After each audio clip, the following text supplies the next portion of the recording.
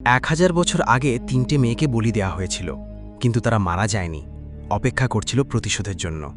আর শেষে এমন টুইস্ট আছে যা আপনার মাথা ঘুরিয়ে দেবে। তাহলে চলো আর বেশি কথা না বলে মূল গল্পে যাই। গল্পের শুরুতেই 1000 বছর আগের একটা মঠ দেখানো হয়, যেখানে প্রধান সন্ন্যাসী বুদ্ধের সামনে ধ্যান করছিলেন। তখন তার শিষ্য বুদ্ধিভদ্র কিছু গ্রামবাসীকে নিয়ে সেখানে আসে। তারা জানায় আরেক শিষ্য বজ্রকেতু ও তার সঙ্গীরা গ্রামের 3টি তরুণীকে অপহরণ করেছে। প্রধান সন্ন্যাসী যখন বজ্রকেতুর মুখোমুখি হন, তখন জানতে পারেন সে 3টি মেয়ের মাথা কেটে লর্ড হেরুকের পায়ে উৎসর্গ করেছে। সেখানে লর্ড হেরুক ও মাতার একটি মূর্তি ছিল, যা অস্বাভাবিকভাবে জ্বলজ্বল করছিল, যা দেখে প্রধান সন্ন্যাসী ভীষণ রেগে যান। এরপর দৃশ্য বর্তমান সময় অর্থাৎ আজকে দিনে আসে। দেখা যায় শুভ নামের একজন ব্যক্তি একটি সস্তা জমি কিনতে যাচ্ছে, যেটিকে লোকেরা ভুতুরে বলে, কিন্তু সে এসব বিশ্বাস করে না। যদিও তার মনে একটু ভয় ছিল, তবুও সে এগিয়ে যায়। এদিকে শুভর ভাবি উর্মি, যিনি আর্থারাইটিস রোগে ভুগছেন, পায়ের সমস্যার কারণে উপরতলা থেকে নিচতলায় নামতে পারেন না। তাই তার গৃহকর্মী আতসীকে বাগান পরিষ্কার করতে বলেন। বাগানে কাজ করতে গিয়ে আতসী হঠাৎ সেই 1000 বছরের পুরনো লর্ড হেরুকের মূর্তিটি খুঁজে পায়। সে মূর্তিটি নিয়ে এসে পূজার ঘরে রাখে, আর তখনই মূর্তিটি জ্বলজ্বল করতে শুরু করে, অর্থাৎ অশুভ শক্তি সক্রিয় হয়ে ওঠে। অন্যদিকে শুভ যখন প্লটের কাছে পৌঁছায়, তখন সে একটি মেয়ের কণ্ঠ শুনতে পায়, যেটাকে সেখান থেকে চলে যেতে বলে। হঠাৎ মাটি থেকে একটি ভয়ঙ্কর হাত বের হয়ে তার পা ধরে ফেলে। ঠিক তখনই সেখানে কৃষ্ণা আনন্দা মাহাত্রা নামের এক তান্ত্রিক এসে তার শক্তি দিয়ে শুভকে বাঁচায় এবং সেই আত্মাকে দূর করে। পরে পুলিশ এসে মাঠের নিচে একটি কঙ্কাল মহিলার কঙ্কাল খুঁজে পায়। জানা যায় 4 বছর আগে তাকে হত্যা করে সেখানে পুঁতে রাখা হয়েছিল। তার আত্মা মুক্তি চাচ্ছিল। কৃষ্ণা সব তথ্য পুলিশকে দিয়ে দেন। শুভকে হাসপাতালে নেওয়া হয়, কারণ তার পায়ের ভালোই আঘাত লেগেছিল। পরে এক ইন্সপেক্টর জানায় কৃষ্ণা একজন শক্তিশালী তান্ত্রিক, যাকে গ্রামবাসীরা অগম বাগিশ নামে চেনে। অনেকে বলে তার অসাধারণ শক্তি আছে, এমনকি কেউ কেউ মনে করে তার বয়স 400 বছরেরও বেশি। তিনি কোথা থেকে এসেছেন সেটা কেউই জানে না, এমনকি তিনি আদৌ মানুষ কিনা সেটাও কেউ নিশ্চিত নয়। এদিকে উর্মির বাড়িতে দেখা যায় তার স্বামী বলছে যে সে তাদের মেয়ে তিতিলিকে কলকাতায় পড়তে পাঠাবে, কিন্তু উর্মি এতে একেবারেই রাজি নয়। তার মতে তিলি ঠিকমতো পড়াশুনো করে না, সদ্য পরীক্ষা দিয়েছে, ভালো ফল করলে তারপর দেখা যাবে। তাছাড়া তিলির স্মার্টফোন ব্যবহার নিয়েও তার আপত্তি ছিল, কারণ সে সবসময় ফোনেই ব্যস্ত থাকে। এই কারণে তার 2 বোন অঙ্কিতা ও অন্তরা তাকে নিয়ে প্রায়ই ঠাট্টা করত। তারা আসলে শুভর মেয়ে। আর এখানে একটা বিষয় জানা দরকার, শুভ আসলে উর্মির স্বামীর ছোট ভাই। এরপর দেখা যায় কৃষ্ণা ধ্যানে বসে দেখতে পায় শুভর পুরো পরিবারকে নির্মমভাবে মেরে ফেলা হয়েছে, এমনকি তিতিলির কাটা মাথাও দেখতে পায়। ঠিক তখনই প্রধান সন্ন্যাসী দিবাঙ্করের আত্মা তার সামনে এসে হাজির হয় এবং বলে সময় এসেছে 1000 বছরের পুরনো সেই অভিশাপ ভাঙার। গুরুর এই আদেশ শুনে কৃষ্ণা সঙ্গে সঙ্গে প্রস্তুত হয়ে যায়। এদিকে উর্মি চিন্তিত হয়ে শুভর কাছে জানতে চায় তার চোট কিভাবে লাগলো। তার তো গত রাতেই আসার কথা, সে কি জমিটা দেখেছে? শুভ বলে পরে সব কথা বলবে। উর্মি জানায় শুভর স্ত্রী বাইরে গেছে। তখন শুভ রিমাকে ফোন করে বলে যে সে শপিং করতে গিয়েছিল। রিমা জানায় সে ক্যাব বাজছে না, তাই হেঁটে বাড়ি ফিরছে এবং প্রায় পৌঁছে গেছে। ফোন কেটে দেওয়ার পর হঠাৎ একটি মহিলা আত্মা তাকে আক্রমণ করে। এরপর কৃষ্ণা শুভর বাড়িতে এসে জানায় যে তাদের পরিবার বিপদের মধ্যে আছে। আর এখানেই প্রথম এপিসোড শেষ হয়। দ্বিতীয় এপিসোড শুরু হয় বর্তমান সময় থেকে 20 বছর আগের একটি ঘটনা দিয়ে। সেখানে 8-10 বছরের একটি ছেলে টেনিয়া এবং তার মা মায়ারানীকে দেখা যায়। তারা একসঙ্গে থাকে। মায়ারানীর স্ত্রী নেই, তিনি মাছ কাটছিলেন।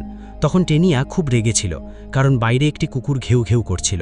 সে বারবার রাগ কুকুরের উপর দেখাচ্ছিল, কিন্তু তার মা তাকে শান্ত করে বলে, ও তো একটা কুকুর, এত রাগ করার কি আছে। কিছুক্ষণ পর মায়া বাইরে যায় এবং টেনিয়াকে মাছের দিকে খেয়াল রাখতে বলে, কিন্তু ফিরে এসে দেখে টেনিয়া ঘরে নেই, আর মাছ কাটার দাঁও নেই। বাইরে গিয়ে খুঁজতে গিয়ে সে জানতে পারে টেনিয়া সেই কুকুরটিকে মাছ কাটার দাঁ দিয়ে মেরে ফেলেছে, এই বলে যে এখন আর সে কখনো ঘেউ ঘেউ করবে না।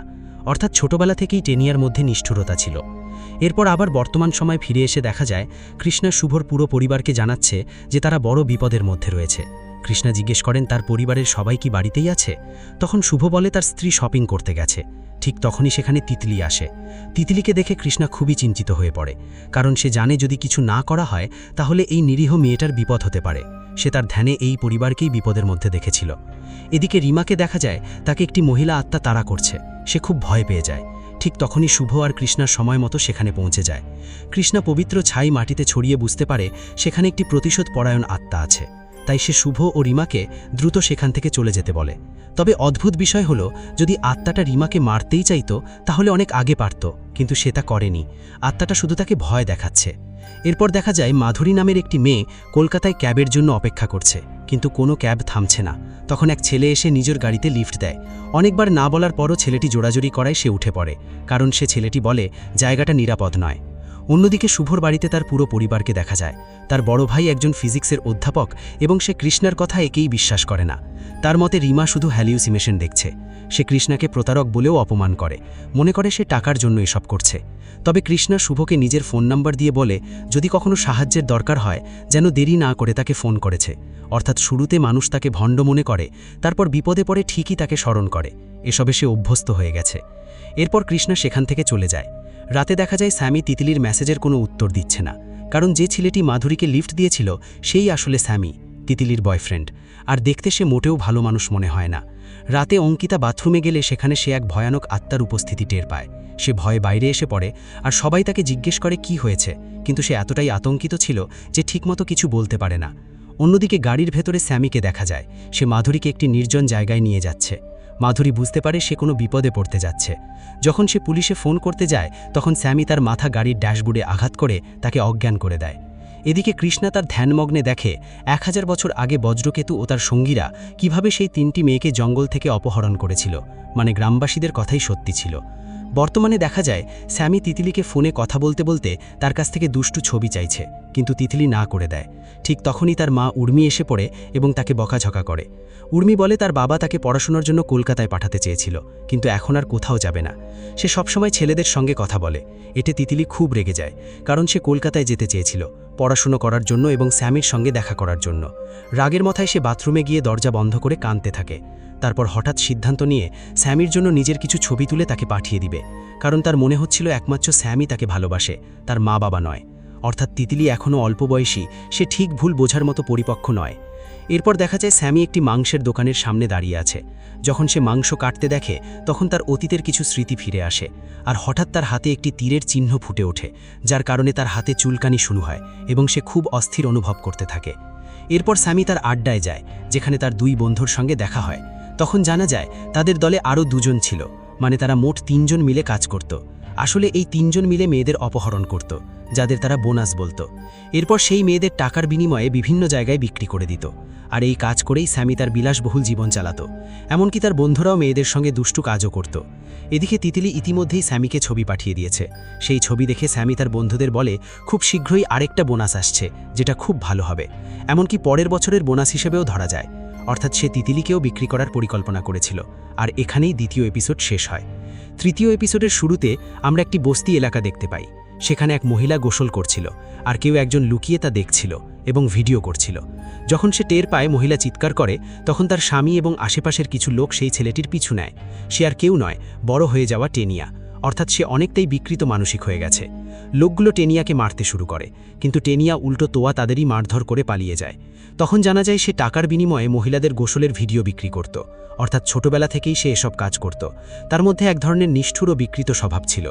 বর্তমান সময়ে দেখা যায় উর্মি তার নতুন কাজের মেয়ে লতাকে কিছু নির্দেশ দিচ্ছে। উর্মি নিজে পা ব্যথার কারণে উপরে উঠতে পারে না, তাই লতাকে উপনের তলায় গিয়ে পূজা করতে বলে। লতা 3য় তলায় গিয়ে পূজা শুরু করে এবং সেখানে লর্ড হেরুকের মূর্তিটিও দেখে, সেটাকেও পূজা করে। এমনকি মূর্তিটির সামনে জবা ফুল অর্পণ করে। এর প্রভাব নিচের তলাতেও পড়ে। হঠাৎ করে একটি প্রদীপ নিজে নিজেই নিভে যায়, অর্থাৎ অভিশাপ আবার সক্রিয় হয়ে ওঠে। এদিকে উর্মি ঘুমোচ্ছিল। হঠাৎ সে নিচ তলা থেকে কারো কান্নার শব্দ শোনে। অনেক কষ্ট করে নিচে গিয়ে দেখে তিতলি উল্টো দিকে মুখ করে কাঁদছে।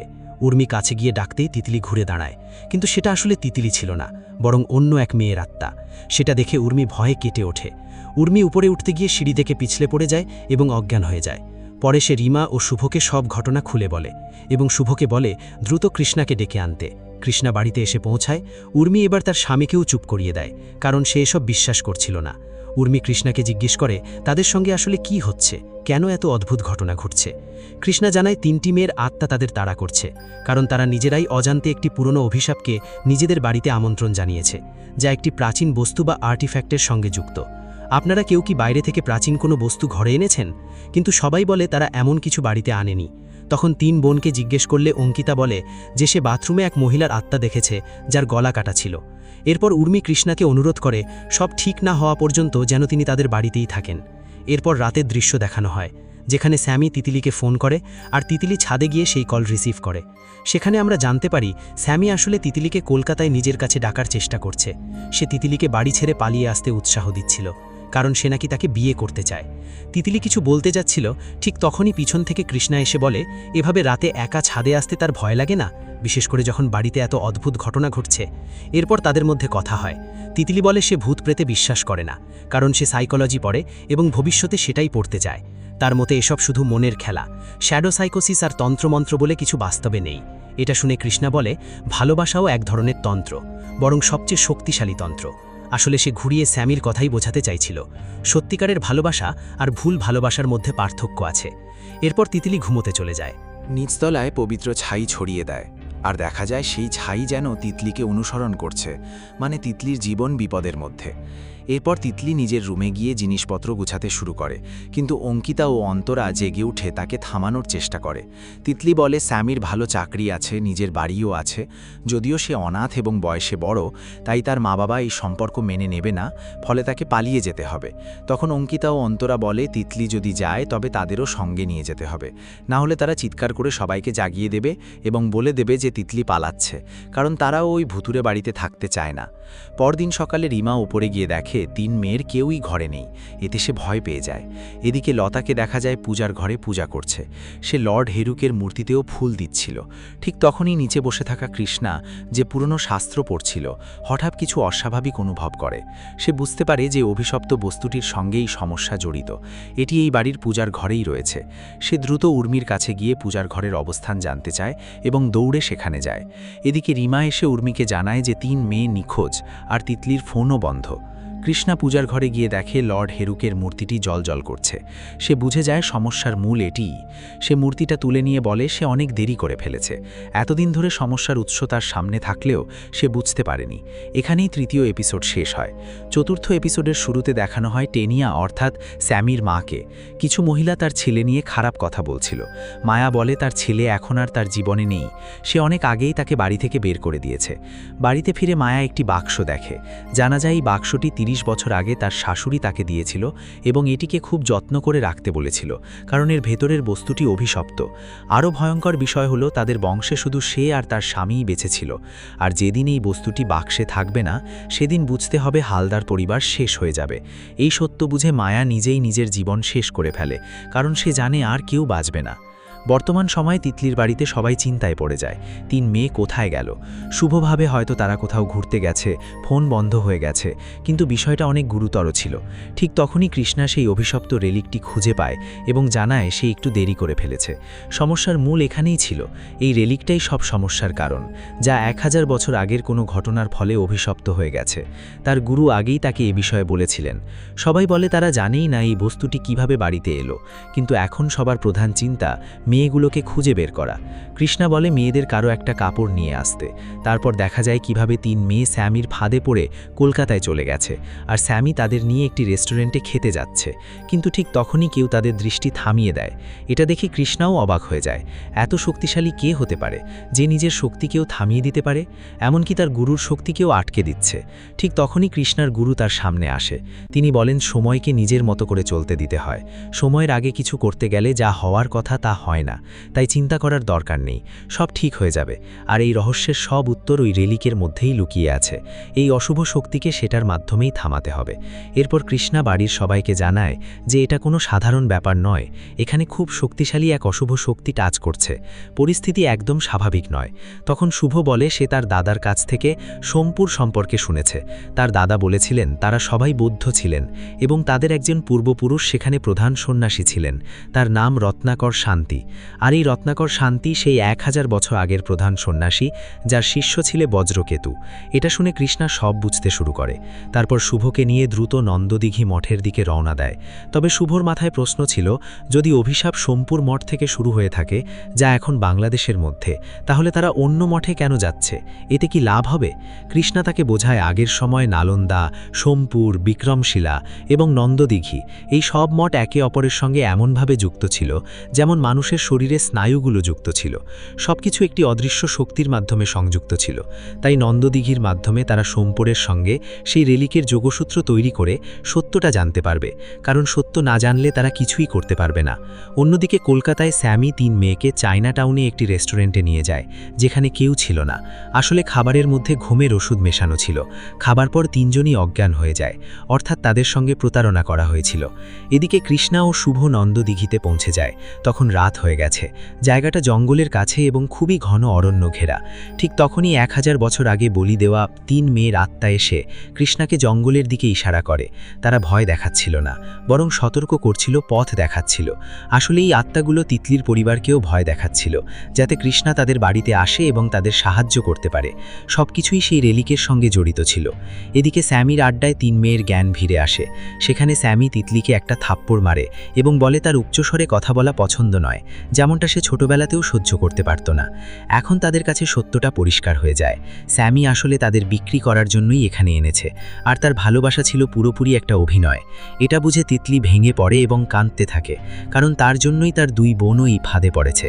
এদিকে জঙ্গলের ভেতরে কৃষ্ণা বোঝায় এই রেলিক আসলে একটা কার্মিক অ্যাঙ্কার। 1000 বছর আগে এই 3 মেয়ের সঙ্গে ভয়াবহ অন্যায় হয়েছিল, আর এই রেলিকই সেই ঘটনার একমাত্র সাক্ষী। অর্থাৎ কোনো এক শক্তি চায় এই মেয়েরা ন্যায় বিচার পাক। এখন সেই ঘটনার পুনরাবৃত্তি হতে চলেছে, তাই দ্রুত সত্যটা জানা জরুরি। এরপর কৃষ্ণা রেলিকটি সামনে রেখে পূজা শুরু করে এবং একটি সংযোগ তৈরি করে, যার মাধ্যমে সে অতীতে পৌঁছে যায়, যেখানে রত্নাকর শান্তি বজ্রকেতুর সামনে দাঁড়িয়েছিল। ঠিক একই সময়ে বর্তমান সময়ে স্যামি তার বন্ধুদের সঙ্গে লাল পানি খেয়ে আনন্দ করছিল, কিন্তু হঠাৎ সে নিজেকে 1000 বছর আগের সেই একই জায়গায় দেখতে পায়, যেখানে তার সামনে দাঁড়িয়ে আছে বজ্রকেতু। অবাক করার বিষয়ে দুজনের চেহারা একেবারে একই, শুধু দাড়ির পার্থক্য। স্যামির হাতে একটি তীরের চিহ্ন জ্বলজ্বল করতে শুরু করে, আর সে মাটিতে বসে পড়ে। এতে তার বন্ধুরা ভয় পেয়ে যায়। স্যামি নিজেও বুঝতে পারে না তার সঙ্গে কি হচ্ছে। এখানেই 4র্থ এপিসোড শেষ হয়। 5ম এপিসোডের শুরুতে দেখানো হয় রত্নাকর শান্তি বজ্রকেতুকে অভিশাপ দেয়। সে বলে পবিত্র মঠের ভেতরে লর্ড হেরুকের সামনে বলি দিয়ে নিজের শক্তি বাড়াতে এবং অমর হতে চেয়ে মহাপাপ করেছে, তাই তার পুরো বংশ এই অভিশাপে জড়িয়ে পড়বে, আর এই রেলিকই এই সাক্ষী থাকবে। সবচেয়ে গুরুত্বপূর্ণ বিষয় হলো এই রেলিক লর্ড হেরুককে প্রতিনিধিত্ব করে না, বরং বজ্রকেতুর সেই পাপকে প্রতিনিধিত্ব করে যা সে দেবতাকে সন্তুষ্ট করার জন্য করেছিল। এটি আসলে এক ধরনের শক্তি ধারণ ও প্রবাহিত করার মাধ্যম ছিল, কিন্তু এমন পাপ সহ্য করা যায় না, তাই তাকে 1000 বছর ধরে এর শাস্তি পেতে হবে। প্রতি 100 বছরে তার বংশে তার মতোই এক দানব সুলভ মানুষ জন্মাবে, ফলে ধীরে ধীরে তার বংশ ধ্বংস হয়ে যাবে। আর ঠিক 1000 বছর পরে বজ্রকেতু আবার জন্ম নেবে, তবে এই রেলিক কখনোই তার কাছে পৌঁছবে না, আর সে বুঝতে পারবে যে তার বংশ শেষের দিকে। কৃষ্ণা আরও কিছু কথা শোনে, কিন্তু সেটা পুরোপুরি জানানো হয় না, মানে আমরা আংশিক তথ্যই পাই। এখান থেকে বোঝা যায় স্যামি আসলে বজ্রকেতুর পুনর্জন্ম, তাই সে নিজের 1000 বছর আগের রূপ দেখতে পেয়েছিল। তার চেতনা তাকে তার আসল পরিচয় বুঝিয়ে দিচ্ছিল, এবং এজন্যই তার হাতে সেই তীরের চিহ্ন জ্বলছিল। আর চেহারা দেখে তো বোঝাই যায় স্যামি আসলে সেই টেনিয়া যে ছোটবেলা থেকেই খারাপ কাজ করতে করতে এত দূর এসেছে। তার মধ্যে শুরু থেকেই নিষ্ঠুরতা ছিল। অন্যদিকে তিতলির বাড়িতে দেখা যায় শুভ ফিরে এসেছে এবং পুলিশও সেখানে এসেছে। তারা 3টি মেয়েকে খুঁজে বের করার চেষ্টা করছে। তিতলির বাবার এখনও সন্দেহ কৃষ্ণার ওপর। সে মনে করে কৃষ্ণা ভণ্ড এবং এই ঘটনার পেছনে তারই হাত আছে।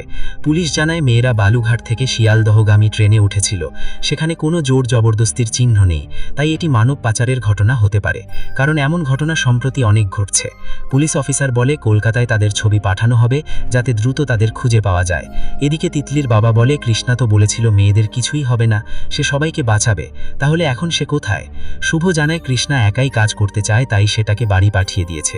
শেষে দেখা যায় কৃষ্ণা টেনিয়ার বাড়িতে গেছে, যেখানে তালা ঝুলছে। তালা ছুতেই কৃষ্ণা বুঝতে পারে মায়া নিজের জীবন শেষ করে ফেলেছে। আশেপাশের এক মহিলা জানায় তার ছেলে শেষকৃত্যেও আসেনি। তখন কৃষ্ণা বলে এই বংশের শিকড় অনেক আগেই ধ্বংস হয়ে গেছে, এখন সময় এসে গেছে গাছের শিকড় উপড়ে ফেলার, মানে টেনিয়াকে শেষ করার। ঠিক তখনই টেনিয়ার জ্ঞান ভিড়ে আসে, আর সে আয়নায় নিজের মধ্যে বজ্রকেতুকে দেখতে থাকে, কারণ আসলে সে তো সেই বজ্রকেতুর পুনর্জন্ম। এতে সে খুব বিভ্রান্ত হয়ে পড়ে। এরপর তার বন্ধুরা ফোন করে বলে তাদের সহ্য হচ্ছে, তারা মেয়েদের সঙ্গে দুষ্টু কাজ করবে। এটা শুনে টেনিয়া প্রচণ্ড রেগে গিয়ে বলে কেউ কোনো মেয়েকে ছুবে। ঠিক তখনই তার 2 বন্ধু শিবু আর রানা 3 জনের জন্য খাবার নিয়ে আসে। মেয়েগুলো ভয়ে কাঁপছিল, তাদের সঙ্গে কি হবে সেটা ভেবে আতঙ্কে ছিল। এদিকে কৃষ্ণা একটি ক্যাবে বসে সেই রেলিকটিকে কম্পাসের মতো ব্যবহার করে শক্তির অনুভূতি দিয়ে মেয়েদের খোঁজার বোঝার চেষ্টা করছিল। এতে ড্রাইভারও অবাক হয়ে যায়, কারণ কৃষ্ণা চোখ বন্ধ করে দিক নির্দেশ দিচ্ছিল এবং সকাল থেকে কলকাতার রাস্তায় ঘুরিয়ে নিয়ে বেড়াচ্ছিল। রাতে দেখা যায় টেনিয়া আরেকটি মেয়েকে নিয়ে এসেছে, যাকে সে নায়িকা বানানোর স্বপ্ন দেখিয়ে বিক্রি করতে চেয়েছিল। কিন্তু হঠাৎ সেই 3 মেয়ের আত্মা এসে তাকে ভয় দেখাতে থাকে। কত মেয়ের জীবন সে নষ্ট করবে, কত রক্ত চাই তার। এতে বিরক্ত হয়ে সে ওই নতুন মেয়েটিকে সেখান থেকে চলে যেতে দেয়। ঠিক তখনই তার আড্ডা কেকে 3 জন কোনোভাবে শিবু আর রানাকে মেরে পালাতে শুরু করে। সামনে একটি পুলিশ ভ্যান এসে থামে আর এক অফিসার তাদের গাড়িতে তুলে নিয়ে যায়। ঠিক তখনই কৃষ্ণাও সেখানে পৌঁছয়, কিন্তু মেয়েদের আর পায় না, কারণ পুলিশ ভ্যানটি ঠিক তার পাশ দিয়েই চলে যায়। তখন তার মনে হয় মেয়েদের কোথাও নিয়ে যাওয়া হয়েছে, কিন্তু আসলে সেই পুলিশ অফিসারও এই চক্রের সঙ্গে জড়িত ছিল এবং তার সাহায্যেই স্যামি মেয়েদের পাচার করত। সেই ভ্যানেই তিতলি ও তার বোনদের আবার স্যামির আড্ডায় নিয়ে আসা হয়। এবার স্যামি তিতলির সঙ্গে খারাপ কিছু করতে যাচ্ছিল, কিন্তু হঠাৎ সে সামনে লর্ড হেরুক ও মা বজ্রবরাহীর ছবি দেখতে পায়, যা আসলে ডাকিনোরই এক। এতে তার অতীতের স্মৃতি ফিরে আসতে শুরু করে। 1000 বছর আগের সেই সব ঘটনা মনে পড়ে যায়। ভয়ে সে পিছিয়ে যায়।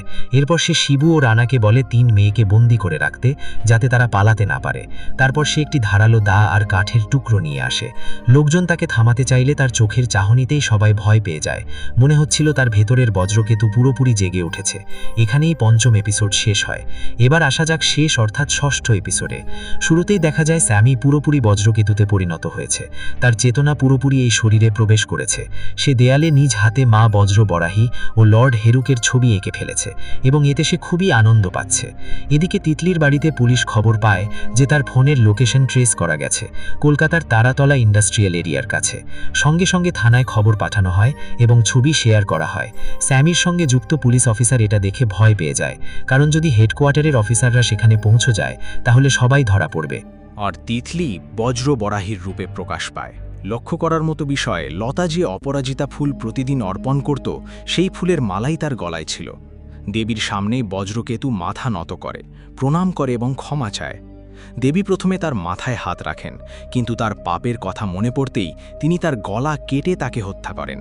এরপর সেই দুর্নীতিগ্রস্ত পুলিশ অফিসারের বুকেও দা ঢুকিয়ে তাকেও শেষ করে দেন। বজ্রবরাহীকে প্রায়ই নিজের কাটা মাথা হাতে ধরে থাকতে দেখা যায়, যা অশুভ শক্তিকে ধ্বংস করার প্রতীক।